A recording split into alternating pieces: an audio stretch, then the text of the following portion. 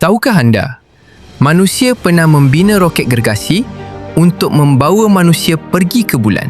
Roket itu bernama Saturn V dan dibina oleh NASA dari Amerika Syarikat. Saiznya hampir setinggi bangunan 30 tingkat dan beratnya ribuan tan. Saturn V boleh membawa 3 orang angkasawan dalam satu misi ke angkasa. Kos pembinaan roket ini mencecah berbilion dolar pada zamannya. Ketika dilancarkan, bunyinya sangat kuat sehingga kawasan sekitar turut bergegar.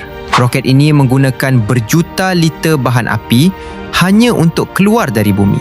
Perjalanan ke bulan mengambil masa sekitar 3 hari sebelum angkasawan tiba di destinasi.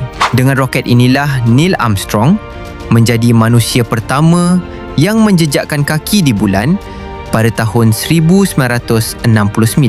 Sehingga hari ini, Saturn V masih dianggap antara roket paling hebat pernah dibina manusia. Kalau anda suka fakta ringkas macam ni, boleh follow untuk lebih banyak ilmu.